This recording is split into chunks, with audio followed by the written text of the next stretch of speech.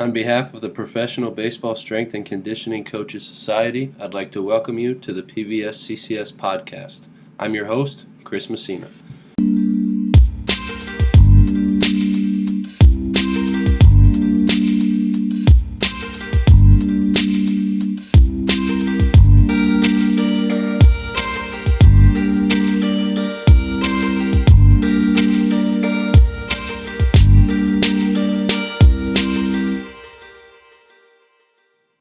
All right, everybody, before we get into the episode, I just wanted to give a quick shout out to our sponsors. Our two sponsors this episode are Relax Sauna and BioSteel. They've both been gracious enough to provide us with a discount code. So when you're at checkout, use the code MLB100 at Relax Sauna for $100 off your purchase. And use the code PBSCCS25 for 25% off from BioSteel. Again, thank you to our sponsors for this episode, and let's get into it. All right, everybody, I'm here with Dong Lien of the Philadelphia Phillies organization. Dong, thanks for coming on, man. Appreciate your time. Tell the listeners about yourself, if you would, please. Chris, thank you very much for having me. I'm super excited to be here and to chat with you a little bit more. Like you said, Dong Lien, Major League Assistant Strength Coach for the Philadelphia Phillies. Going into my third season as the Major League Assistant.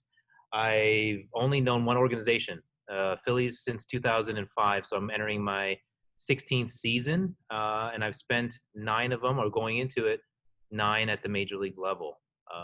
2005 was my first year, and I spent time in Clearwater that season as a strength and conditioning coach, and also as an assistant athletic trainer. I carried dual certification, and from there I moved to short season in Batavia, good old Batavia, New York, and spent a season there. Got my feet wet with regards to short season ball, and an opportunity I seized in 2007 to become the coordinator the following year. And that was a wonderful experience. It happened quickly. I learned fast while on my feet, and then an opportunity at the Major League level opened up for 2008 the following year, and I was hired to become the Major League strength coach at that time in 2008, which was a super successful year for the Phillies organization at that time. And and ever since then, I was 6 years there at the Major League level, then back to AAA in Lehigh Valley for 4 seasons before coming back up as the assistant Major League strength coach. So something I've kind of noticed with some of the guys in the Phillies is that they are the ATC CSCS dual position. And I feel like that's got to help you guys.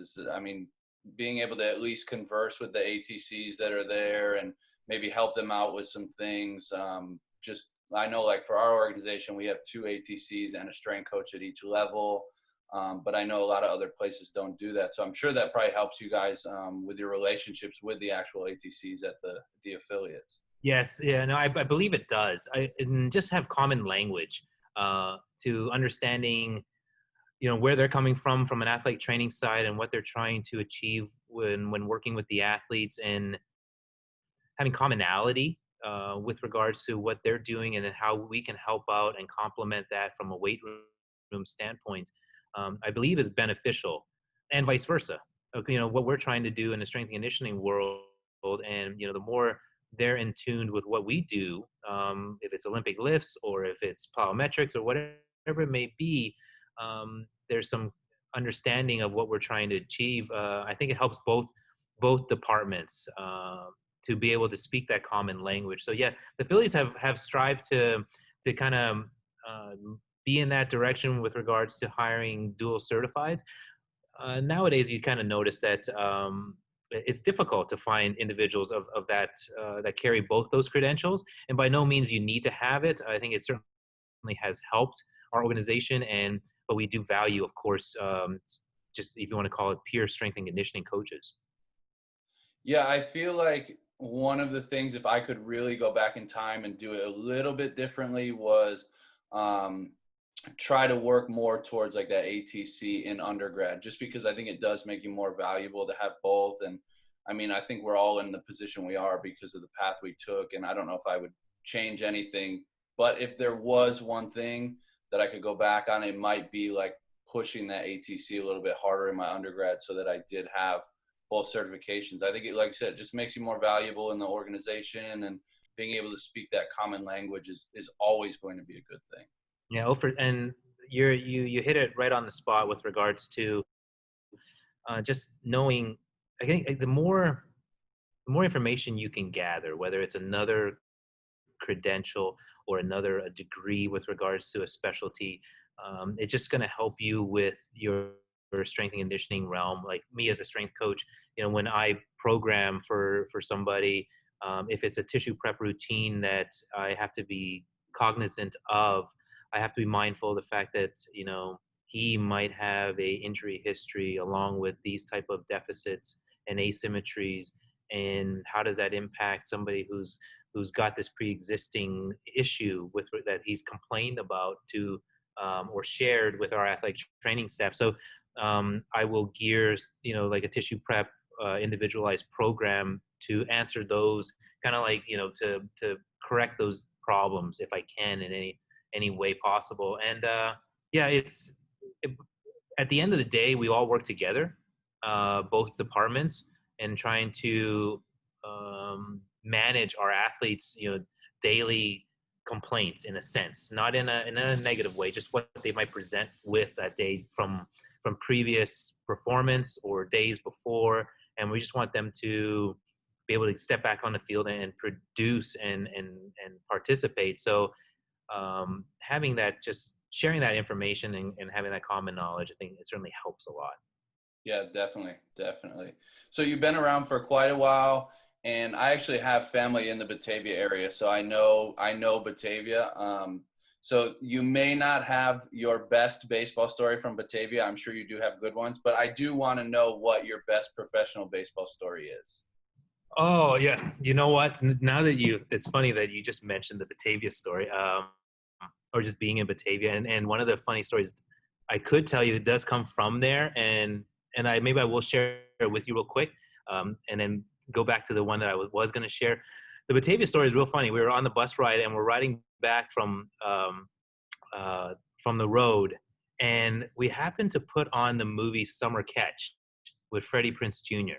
And I had watched it before, and Jessica Biel's in it, and everybody is just awe and and just in awe of her, basically. But anyways, Freddie Prinze Jr. is a pitcher, and he signs with the Phillies at the end of the story. And I hope I'm not spoiling it for anybody who hasn't watched it, but basically, he says, the scout goes, "Congratulations, you've signed with the Phillies." Here we are sitting on the bus riding back to our stadium, just pulling up to Batavia.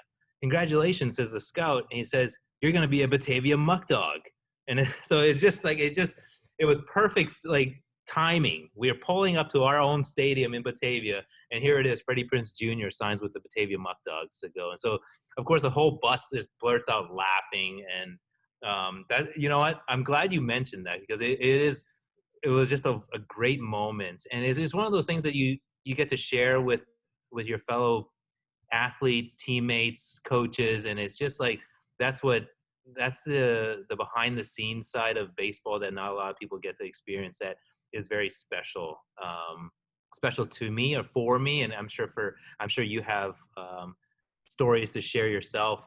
If I may, one more real quick. And I think this one, it's dear to me for the fact that, first, maybe the privilege to work with this individual, and being a strength coach, we develop relationships with athletes, maybe certain guys, because we just connect with them and we work with them really well.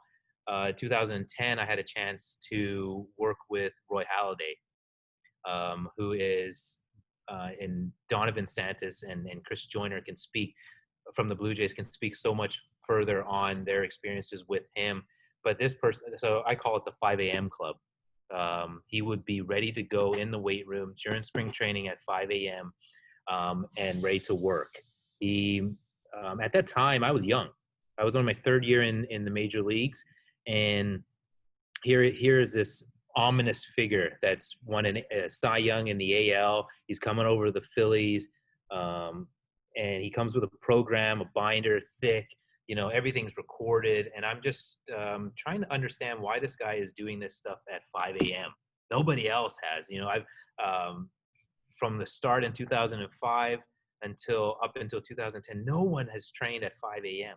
And there's something significant about that. I can fast forward now to 2020 and think about what he did and why he did it, and I can understand that there's so much he can accomplish early in the morning for himself to make sure that he is prepared from a physical standpoint, from a mental standpoint, for what is asked of him in the game. Along with that, he was a team player. He would do all his conditioning before the sun rose. But then when the pitchers had their conditioning, he wasn't just going to walk off the field and say, "Oh no, I'm done." He was a team player. He would run with them on top of what he had already accomplished. So the 5 a.m. club kind of taught me, um, gave me those nuggets of information just about how he approached his professional life, his family life. He made sure he did stuff early so that when he was able to leave the field, he got to spend time with his family. And it's so like, I don't think he realized by through his example, a 5 a.m. club, it teaches about life experience, personal experiences, professional experiences. And I wanted to share that just because there's a lot of people who don't know, they never got a chance to meet him, and he's a special human being. Yeah, two things. So one, I had grown up, like I said, I have family in Batavia, so I've been to a few Muck Dogs games Oh, myself. yes. And then the other thing is, that's such a good story. And the thing is, for me, like, guys that succeed at a really high level like that, I mean, it's awesome to hear stories of how hard they're working and how much they're putting into their careers. And I think, whether you're a strength coach or a player, the biggest disappointment or fear in life is like looking back and just like, what if I would have did this better, or if I would have worked a little harder, or if I would have got there a little earlier, or taken it a little more seriously. And, guys that succeed at that level, it's almost like they have that fear of like, when I'm done, like, I don't want to look back and say, what if? And it sounds like he was in that boat. And not only that, like, setting himself up for quality family time and everything. Like, it just sounds like he was an overall well-rounded individual, and really cared about his career and his family. And, I had heard stories of how hard of a worker he was just, through the grapevine, but I had never heard it directly from somebody who had worked with him. So it's refreshing and reassuring to hear that kind of stuff about him, for sure. Yeah, 100%. You're right. It's the longer I'm able to stay in the game, I guess it also says I'm an old guy in the game, but you do recognize those commonalities of these successful athletes that truly take it to another level. Part of it is it's great to have made it to the big leagues, and now it's the ability to push further and continue to be to take it to the next level in a sense of competition, mind, physicality, whatever it may be, because everyone else is going to try to play catch up with you.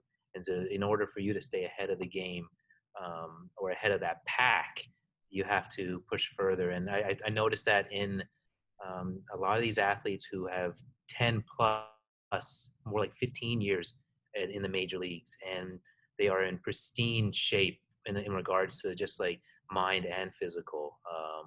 But they're also family men, and they're also humble and grateful for the support staff that they are working with. So it's more than just they're more than just the athlete on the field that we commonly see. They are just a well-rounded individual. Probably the best way to say it.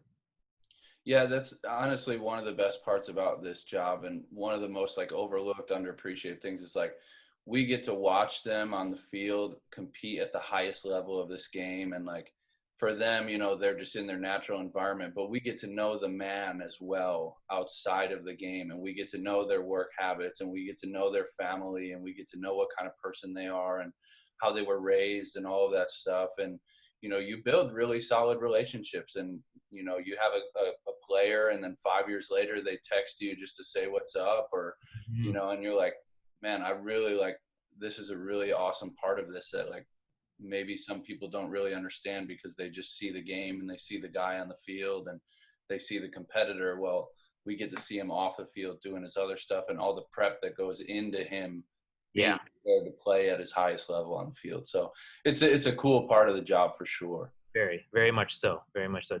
Totally agree. So what do you believe in within strength and conditioning that others think you are crazy for believing? You know what? That's a great question. That's a tough one. But one that does come to mind, and it's been brought up to me on a couple occasions, is when you've been in the big leagues you've had the opportunity, and you are in the big leagues for an extended amount of time, and some people will say to you, like, hey, you don't have to do anything more. You're good. All is well. What more can you ask for? You've won a championship. You've got to work with elite athletes. You have a house and a picket fence and a dog, etc. And things are good. Just ride it out, basically. And that's where I think the crazy thing is, like, that comment to me is what I would deem as kind of like silly, in the sense of that means it's okay to be content. And that's the last thing. And I would want to share that with others, is the fact that being content, once you get to that dream goal or that position that you want to be in, is probably the worst approach that one can do. That's a time, once you get here, you need to keep pushing on.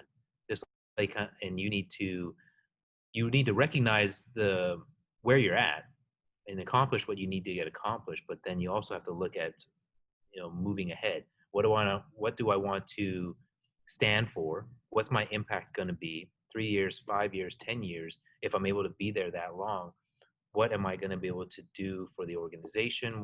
How can I continue to grow it? So to answer your question, it's just, I think, being complacent or just okay with, hey, where you're at, even if it's at the highest of levels. I think that would be crazy to think that way. Would be kind of a crazy approach. You have to push on. Yeah, I've heard from some mentors of mine and some coaches that have been around a while. It's like, when you have a dream job and you get there, it's like, okay, now what? Like, a lot of people kind of fall off because either it's not like what they had expected. Like, oh, I'm in the big leagues now. Like, this is all fun and games. Like, no, it's still hard work.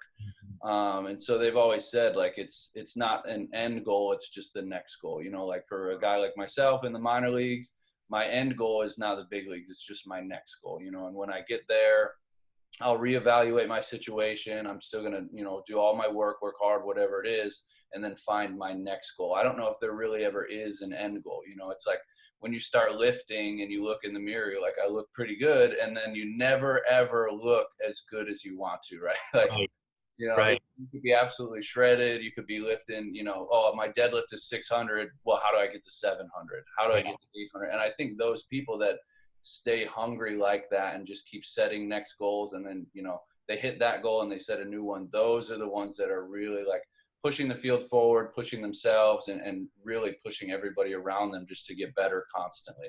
Absolutely. And I mean, you just said it right there, like just pushing the field forward, right? And us as strength and conditioning coaches, I would hope are continue to push the field forward, whether together as a strength and conditioning coaches society or just within your own organization. How can you propel and educate your coaches that are in the player development level, that are looking to get to where you are one day, hopefully? And, is just kind of, I think it is important for us to share that knowledge with them to help them get to achieve that goal as well, whether it's with us or with another organization. So kind of building off of that, what do you think makes a strength and conditioning coach successful? Maybe just in general, and then more specifically in professional baseball. Yeah, that's a great lead. And it actually worked. When it comes to being a good coach in general, you better communication. It starts with that. Trusting in what you know, identifying what you know, your fundamentals, being strong at those basic cueing, the exercises. But communication is huge. And then also always just teaching the athletes that you're working with. It doesn't matter if it's a young adolescent teenager that you're working with or a professional athlete. you have to be a good teacher. You have to be a good communicator, and then you have to know what your philosophy and what you stand for, what your strong points are, and you're going to teach that and teach it well. From there, you're going to grow it. With regards to like professional baseball, what's important is certainly understanding your organizational philosophy. Along with that, identifying what your personal philosophy is and seeing if it coincides. And hopefully it does have some carryover, that you're not completely um, off the track with regards to where you stand in regards to the organization's position. But if that is the case, then that's where it goes back to communication is important, collaboration with your organization, whether it's player development, your front office, your athletic training staff, if it's your performance staff, whatever it may be. Communication and collaboration is huge. And then the other couple things is, as a strength and conditioning coach, you're going to learn the basics. You're going to learn your organizational lingo, language. But then, just like anybody, how we talked about being a strength coach at the major league level, once you get there, you have to start. You continue to grow, find ways of growing, and so thinking outside the box is also important. And that requires sometimes talking to people who aren't within baseball. And I'll further elaborate on that. And at some point, teamability is a word that I learned. Ken Crenshaw, athletic trainer with the Diamondbacks, he mentioned this word teamability. And what it means is within a group of strength coaches or a department, when there's an opportunity to lead and it's your opportunity to lead, then you seize it. But then also recognizing, with regards to teamability, the ability to follow when it's a time to follow, just recognizing what your role is at that time. So teamability, I think, is a very valuable word or philosophy to follow in an organization that entails so many moving parts. In order to be successful, everybody has to communicate, collaborate, and work together for a common goal, is to succeed for their athletes. Yeah, and kind of building off of that, what advice do you have for others? Maybe young coaches just looking to get into baseball, or somebody who's in like my position, who's, next step is hopefully the big leagues, or just even other coaches that have been around a long time that, like I said, are just trying to push the field forward and stay on top of things. Do you have any advice? Great question. What comes to mind with regards to that would be, respect the past, respect the coaches that came before, that were here before us, what they've done to accelerate our program to where it is today. So acknowledging them for what they've done is important. Also, the current state that you're in, what you know and what you don't know, and that's where it allows you that opportunity to kind of fast forward to the future and plan for the future, that, hey, you know what? I would like to learn X, Y, and Z. Currently, I know this, and this is my strong suit. I acknowledge what was before in the organization. This is where we currently stand. This is where I hope to propel us in the future. I think those are key factors to identify, along with always staying a student of the game. We can learn a lot by communicating and talking to our R&D department, our athletic trainers, our pitching coach, our skill set coaches, because nowadays, as we all know, everybody's using technology, and so communicating that information and learning from and finding out, what do they see? What do you see when you're working with a pitcher out on the mound early in the day? What are you looking for? How can I apply some of this? If it's just the back leg loading, inability to load, maybe it's a discrepancy from range of motion. How does that apply in the athletic training room? What can they do? What can we do? So it's just working together, but also always observing, attention to detail, and being a learner, basically a student of the game, is important. And that really applies to life, in all honesty. Just respecting the opportunity that people present us with to when they're teaching us something and we're just observing something, and there's always some takeaways that us coaches can gain from those moments. Yeah, one of the things with professional baseball that's kind of different for strength coaches compared to maybe some other settings is just how much time we spend with everybody. We're, from the start of the day to the end of the day, we're with everybody in the clubhouse. And so you get to have kind of those conversations and relationships with like the baseball coaches.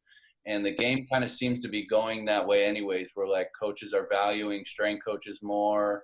And like, hey, this guy had a bullpen today and it didn't look great. And like you said, maybe it's a back leg loading issue.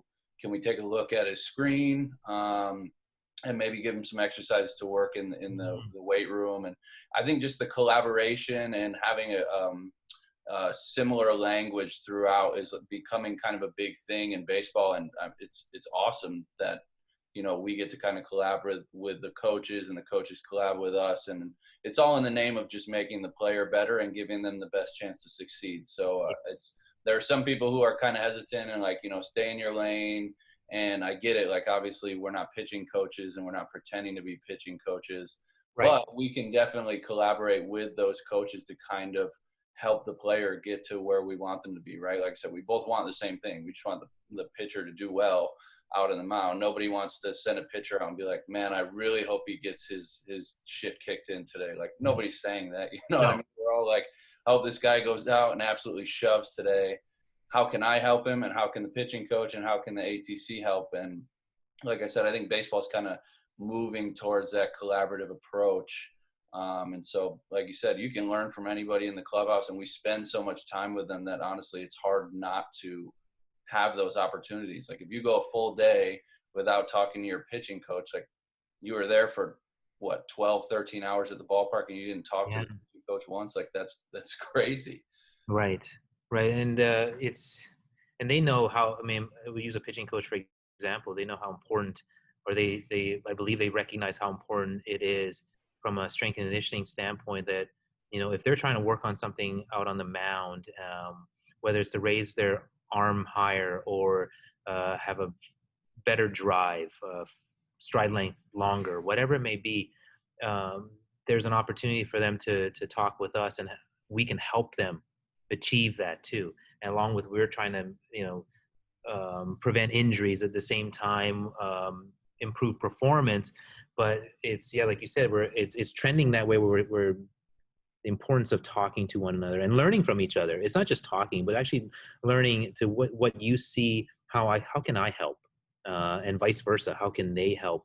And I think we know one thing that we've done well. I hope we all do well in strength and conditioning as coaches in baseball, is that we develop trustworthy relationships with our athletes so that they know, what we're prescribing for them, programming for them in the weight room is adequate for them, that, you've taken into account what the amount of workload they've done on the mound, how many pitches did they throw, what are they working on that's different, and this is what the athletic trainers are doing this now to scale back, and what are we doing in the weight room to help basically balance out the workload that they're doing, making sure that it's not overtraining or undertraining, right? So we have to, that's where so much more emphasis is focused on the ability to recover, but at the same time, we're still asking them to perform at great extents. Yeah, one of the funniest things for me is like when a guy, really, really questions what you're giving them, and you're just like, yeah, I'm purposely trying to put you in a position to fail or to hurt yourself or to not succeed. Like that's not my end game. I didn't come to the ballpark this morning and say, you know what, I'm going to try to ruin this guy's career. Like, and then you tell them that and they're like, yeah, you're probably right. I would assume you want the best for me. Like, yeah, of course I want the best for you. Like, that's why I'm giving you this. And they're like, oh, okay, that makes sense. Like, they just have to give you a hard time sometimes. And you're like, what? I'm really, really not trying to hurt you, even if you think that, running 5 gassers is going to kill you. Like, I promise you these gassers are not going to kill you. Yeah. You'll be okay. They're going to keep you honest. They're going to challenge you, which is, and rightly so. They'll challenge us strength coaches because we are asking them to trust in us, and they're going to challenge. They're going to ask the why. Why are you making us run this number of, like you said, gassers or this number of poles. So they're keeping us honest in a sense, and rightly so. But we also will do the same to them. We'll be like, hey, are you sure that you can only do 4 gassers? Because really, I think you can't. I've seen you do 6 before, and really, are we under training? Are we holding ourselves back? So that's part of, and we spend a lot of time together. We have 142 games or 162 games, whatever the number is. It's a lot of time together. You don't want to develop a relationship where I'm here to hurt you, or I'm here to make you underperform. So yeah, I want to have a good working relationship on everyday basis. That when you show up in the weight room to work with me, you want to be here, and you are, there's an objective to what we're trying to achieve. Yeah, and truth be told, it makes us better coaches when they question us, because if you don't have a reason for doing something, they're going to tear you apart. Like, hey, we're doing 6 gassers. Well, why are we doing 6? And you're like, because I said so. And they're like, nope, I'm not doing it. It's not like it makes you be a better coach. You have to have your apples in a row, and you have to be prepared. And so if they never questioned us, like, we might just stay stagnant forever. So for me, like, I embrace them questioning us 100%. Absolutely. Accountability, both directions, right? It's a two-way street. If we're going to hold them accountable, they'll do the same to us. 100%. 100%. Do you have any continuing education resources for us? Maybe books that you'd recommend, or seminars that you've attended, or podcasts you're listening to? Just where are you going for your own continuing ed? Oh, I elaborate a little bit on this, and kind of like thinking outside the box, or learning from others in other areas, not necessarily strength and conditioning, but some key books or authors that hit home with regards to strength and conditioning over the years for me. Was one is called Relentless by Tim Grover. He worked with Michael Jordan is one, and he talks about the mindset mentality. And so being relentless, that no matter what, you've achieved one thing, but it's continue to push on. That's a great book. Extreme Ownership by Jocko Willink is a former Navy SEAL, is an excellent one. It teaches you to work with above and below, basically. Like if you're a coordinator, for instance, your ability to work with your major league staff and your minor league staff that you're in charge of. So it's a great read right there. Legacy from the All Blacks, New Zealand All Blacks, is a great book from James Kerr. That one just talks about culture. If you ever have a chance to follow that, the All Blacks organization, they take culture and respect to another level that by no means do I expect our athletes to be able to do that in baseball, but we can certainly learn and appreciate what they're able to do. So those are some key books of mine. Podcasts podcasts lately I've been latched on to On Purpose by Jay Shetty, who gives me a lot of like wisdom. And most recently, I kind of posted this on Instagram, was that he had a podcast with Kobe Bryant, and who will be dearly missed. And I knew his impact from a sports world, but his impact's even further from a mentality, children, books, storytelling, how he looks at life, his Mamba mentality. Anyhow, Jay Shetty has a great interview with him, podcast with him on how he looks at fear. And so if you have a chance to listen to it, I highly recommend that. Podcast, that's my go-to at this moment. And then seminars, speaking of learning outside the box or in a different avenue, would be like Baseball Sports Medical Conference that was recent in New York City. It has to do with PBATS, our Athletic Trainers Professional Baseball Association hosts that. And just being in the room with those smart individuals and just intellects, there's a lot of information you can take away from that. Yes, being an athletic trainer helps, but even in a mindset of a strength and conditioning coach, just hearing what they have to say, knowing the intricacies of surgical repairs, and just hearing them talk about how they go about rehabbing the biceps, for instance, or UCL repair, whatever it may be. Just a different perspective. So it allows us, myself as a strength coach, kind of view things a little bit differently, other than just attacking it from purely a training standpoint. So that's a seminar I attend. Animal Flow is another one by Mike Fitch, which is really good. Along with Kin Stretch that FRC does, Andrea Spina does that one. I've done those and applied them in our setting. Certainly not the full gamut, because it doesn't always fit with every individual in our sport. And as you learn that, there's no one template that fits all our professional athletes, but those are some seminars and podcasts and books that I've followed over the years and learned a lot from.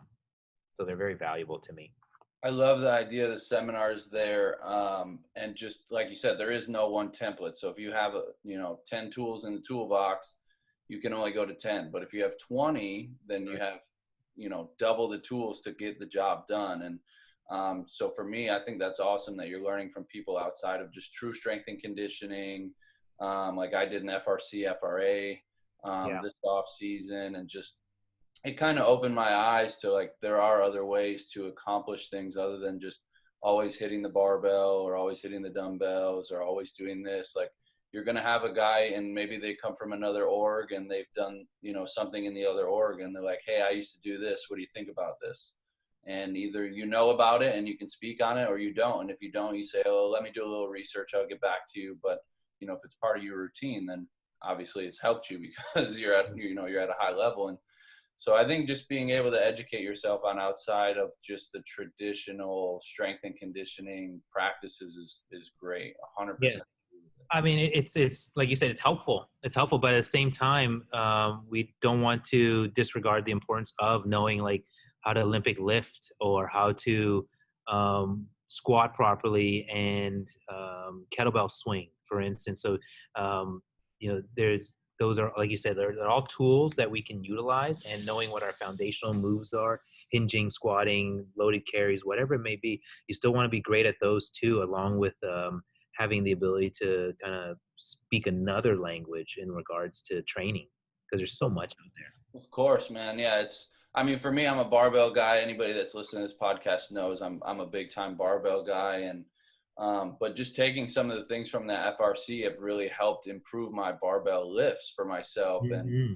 And, like you said, you don't run the full gamut. You're not going to throw out your whole program and only do, pails and rails and cars and all that stuff, or you're only going to animal flow. Like it's all bits and pieces of your program. If 80% is barbell work and 20% is the other stuff, like that's a pretty solid balance of stuff where you're still getting in your big proponents of your program, but the minor details are kind of filling it in as well. So I totally agree. I'm right there with you. You don't want to throw it all out for one thing. But at the same time, you don't want to only commit to one thing either, especially in our setting where guys are coming from different organizations, different training backgrounds, things like that. Like you might have to do different things to get the goal that you're trying to get to. Absolutely. I totally agree. So this wasn't in the notes, but I feel like you travel a lot, and I see you all over the place on Instagram, and correct me if I'm wrong, but it does seem like you travel a lot. And so I do kind of want to talk about that just because we are talking education. So two things. First, selfishly, where is the coolest place that you've traveled to? And then second, more importantly and relevant to the podcast, is how is that traveling making you either a better coach or a better man or husband or father, or how is that traveling kind of relating to a better career for you overall? Oh, what a great question. You're right, 100%. I don't know if it's even a word, it's travel junkie, but I'm been bitten by the travel bug, and I will try to fill in my free time for when you have it, to explore the world. Definitely. One of the best places I've been to is India. My best friend got married, and I traveled to India for 2 weeks. I went there a week earlier to kind of just dive right in and experience the culture of India before the wedding. And so the 3-day wedding after that was an incredible experience. Got to travel to see the Taj Mahal, which is an amazing sight, one of the wonders of the world that I hope everyone has an opportunity to experience. India is up there on my list. Along with that, how has it impacted my family? I think it's actually, I have a 9-year-old little girl, Riley, who every time that we go on a travel vacation together, whether it was Costa Rica most recently to Mexico for a month before, when she's culturally immersed in that, she just blossoms to learning to speak the language, to even though we're playing with other kids who don't speak a common language. She speaks English, and the other child speaks Spanish. We were in Panama, but they played for an hour, running around in circles, chasing one another. And so, just like when I watch that, it just shows that sometimes you don't have to speak the same language to be able to connect. So connection for me is a big thing, and connection is important in the world of strength and conditioning, to be able to find common ground with our athletes, with our fellow staff members, to be able to speak the same language and to be able to get the message through to what we're trying to achieve. So travel has done that. It's certainly opened my eyes. It's grounded me in a sense that, sometimes not needing to have a lot of certain things such as material keeps things, you don't have to have fancy new gadgets or tools in the weight room in order to accomplish the basic of a lunge and doing it well, or a squat and doing it well. So you see how I kind of like bring it all together in a sense that travel does that for me. And for my family, it's very important to stay connected. And we're just traveling together and experiencing new adventures and languages and food and cultures have been an amazing thing for us, and it's definitely a staple in our life. Thank you for asking that question. I'm very fortunate. Baseball provides a lot of travel as well domestically, and I will take advantage of that, as you will see in social media as well. But at the same time, if I can explore abroad, I will do the same there. Yeah, two things. The first is like kids are so funny like that. They'll just put aside their differences and just to have fun with each other. And it's like, honestly, adults could probably learn a thing or two from just that experience right there. Your daughter speaks English. The person she's playing with speaks Spanish. Like, as adults, sometimes we feel like we can't connect with people because they speak different languages or they come from different parts of the world. But like you said, you have to find a commonality with people, and sometimes it's not language, and connect in a better way. And then the other thing, my wife has the travel bug as well. And as a kid, we played travel hockey. So like we would travel around, up to Canada or whatever throughout Buffalo, but we'd go to Florida to visit my grandparents, but it was never like we really traveled. And now she's like got a whole list of places. And so we did Hawaii this off season, and it was like the first, it's still within the States, but like it was a good trip for us. And she's like, all right, next year we're going to do Costa Rica, and the year after that we're going to do this, and so the thing is, for me, like, it's really opened my eyes because, like I said, as a kid growing up, I didn't experience all of that. And like you said, baseball allows you to travel within the season, and then you have that downtime in the off season where you can really travel. And I've talked to some other people who, one of the guys I saw at On Base U, he's in Egypt right now, and he's telling me about his trips. And it's just really cool to know that you can go out and experience the world and learn from other people and learn from other cultures and get the cuisine and everything. And so she's got the travel bug, and it's, one of the many reasons I'm very happy we're together. And she's always pushing me like, hey, where should we go to? Where should we go to? And then, I'll be sitting at home at night, and next thing I know, I have like flights pulled up, and I'm like, where can we fly to? And I'm like, yeah. We want to travel to. And so it's really it's an underappreciated thing if you don't travel and you don't know the difference. But when you start traveling, it's like you said, you become a junkie, a travel junkie. You're like addicted to like, where can I go to next? So India sounds really, really awesome. And it's cool that you got to go out there for the wedding, and you got to go out there and have some spare time as well. Yeah. And I saw the Costa Rica stuff, so I'm envious of you. But maybe next year, when we go to Costa Rica in the off season, you and I can discuss some stuff there. But it's absolutely. Please, yeah, please let me know if you do that. Yes, travel is amazing. It certainly brings cultures together. for sure, man. Yeah, and like you said, you can connect with people all over the world, and like you said, as a coach, it helps you to find commonalities with people, even if you don't think you have anything. We all have something in common with everybody. It's just trying to figure that out. Yes, exactly. So do you have time for me for a lightning round? I don't want to keep you from your family too long, but I think we are rolling pretty good here. It's 4 questions, as long or as short answers as you want, and then I promise I'll let you go. All right, let's do it. I got time. Let's do it. All right. First question, who is your biggest influence in the field of strength and conditioning? Who come to mind? I'm gonna pay homage to the strength coaches prior to me. You got guys like Tim Maxey, Jose Vasquez, Paul Fournier, Trung Chow, just influential individuals. Even most recently, strength coach of the year, Kiyoshi Momose, who you know personally, when he spoke in front of the group to say thank you, he acknowledged his crew. And that speaks so highly of the person in that position, which is a leadership role. And I must say, I acknowledge and respect, what was said there. And I can tell that, even though I've never worked personally with him, but you can tell he's a good strength coach and influential to his group of strength coaches. He's the best, man. Honestly, the best. And like you said, you gotta pay respect to the guys that have done it before us and have been doing it for a long time. So that list is a really, really solid list. And if people don't know who they are, they definitely should, do a little digging and figure out more about those people that you just named.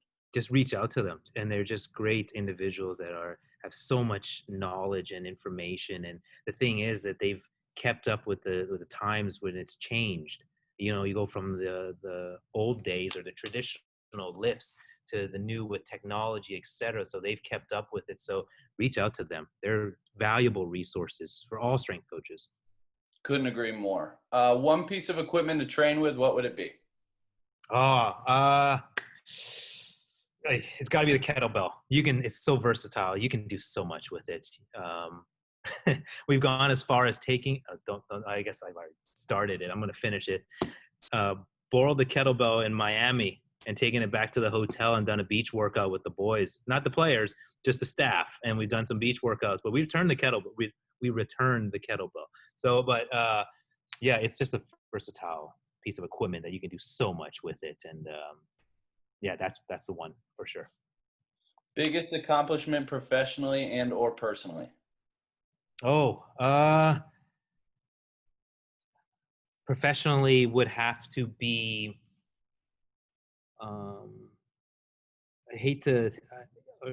don't like to mention accomplishments, but one thing I am proud of is when I was no longer the Major League strength coach after 6 years, taking a step back and going to AAA at the time was very difficult because it was a bit of, in my mind, a sense of failure, or I let my family down, etc. I was in a position where I thought was the dream goal. But in hindsight, or now when you look back at it, the ability to rebound and make it back to the big leagues after the fact, not just because I deserved it, but it took time to recognize things I could improve on. Recognize that it's a challenge that I took head on and said, after a while, that you can't just dwell on the fact that you're no longer there, but you have to move forward. And how can you get better? And how can you help those that you're working with at the AAA level, those you're working with at the major league level? How can you continue to contribute? That is probably I would be proud of, to stand by and say, I got knocked down. I stood back up and I reflected and I figured it out to get me back to this position. And from now until whenever I move on or they move me on, I'll continue to give it my best and always push forward. And then from accomplishment is just recognizing that baseball takes a lot of our time away from family, and acknowledging that and recognizing that and trying to find a balance point between family life and baseball life is very important. And by no means am I perfect in any sense with regards to that balance. But I will try to maximize my time with my family when I'm able to, such as traveling with them or finding adventures to go to, or maybe it's just indoor climbing. If it's that, it's still something that is just out of the normal routine. So I like to say trying to be a better husband and father for my family, and maybe an influencer in that sense, is one of my biggest accomplishments.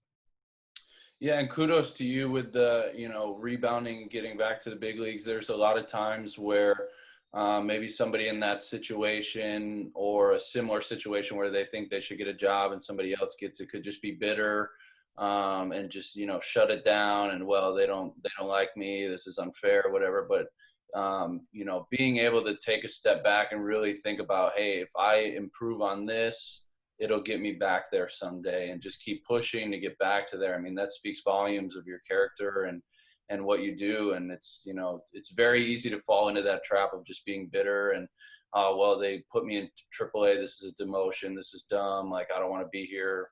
Or you can just look at it as, hey, I need to learn. I need to get better. And, I'll get back up there. It's just, I got to improve myself. And they think this is the way to do it. So for you, that's awesome that, you stuck it out and now you're back in the big leagues, and obviously you're still continuing to learn and progress on yourself even after getting back there. So kudos to you on that one, man, for real. Big. Well, thank you. Yeah, thank you for that, Chris. And I am grateful to the organization for keeping me on, and I have to recognize them for doing that too. Because a lot of times once you're let go, you're dismissed entirely out of the organization. So my gratitude goes to the Phillies organization, along with fellow strength and conditioning coaches that I actually mentioned earlier that were, that reached out to me, or I reached out to them, and provided me a lot of really good information as to, that there's a silver lining to this, or approach it this way. Let go of your disappointment and focus, turn your focus more on how to get yourself better, not necessarily just to get back there, but just improve as a coach, as an individual. So there's a support staff that I've relied on a lot. 100%, man. It's all just about your perspective and how you look at it. And, life isn't always fair, and it is what it is, and everything is a learning opportunity. And if you just keep getting better and pushing yourself to learn, eventually, like, you'll get to where you want to be. And then, like we talked about earlier, you'll set new goals, and there will be new obstacles along the way, and you just keep crushing those. And I don't know if we ever get to where we want to be, and then we just retire. But no, last one for me, man. Any career other than strength and conditioning, what would you choose? I would work in nonprofit, and more for countries that are less fortunate, that are in need of. I want to spend some time, whether it's cleaning up the environment, building a school, or working with young children who don't have much of a structured physical education program. Promote activity, basically promote movement for children that have less than what we have. And so we're very fortunate. My daughter's very fortunate to have all sorts of sports programs that she can access. But you also, through my travels, I've noticed that some kids don't even have a pair of shoes, and they rely on just a soccer ball, and they haven't been introduced to baseball. And baseball is such an amazing sport that brings so many people together that if I can provide some sort of educational component or help a community, I think that's what would be my venture I would tackle. Right on, man. Helping people and getting to travel. It sounds like it's right up your alley for sure. Hey, throwing a wave in there too, and a little bit of surfing, and count me in. This has been really awesome, man. It's been a really, really good talk, and I appreciate you coming on. If the listeners want to get in touch, where can we get more? Is social media the best place, or is there a better place? Social media works really well. I'm on Instagram, on Facebook, Twitter. I use one site to be able to reach all three, but Instagram for Dong Lien. You can catch me there. Awesome, man. Well, I appreciate it again, and we'll be catching up real soon. For sure. Thanks, Chris. Appreciate it. All right, everybody, that concludes this episode with Dong. I hope you enjoyed this one. Honestly, I thought this was a really, really good talk. There was a ton of stuff to take away. I really appreciate Dong sharing all of his knowledge and wisdom that he has acquired over the years with us. The three things that I did take away were be a student of the game, respect the past and the coaches who have come before us, and be open to collaborating with everyone. Before we end this episode, I just want to give one more shout out to our sponsors, Relax Sauna and BioSteel. Remember, they did provide us with discount codes, so MLB100 for $100 off at Relax Sauna, and PBSCCS25 for 25% off of your BioSteel order. So thank you again to our sponsors. Thank you again to Dong for the episode. And we'll be talking to you again on the next one.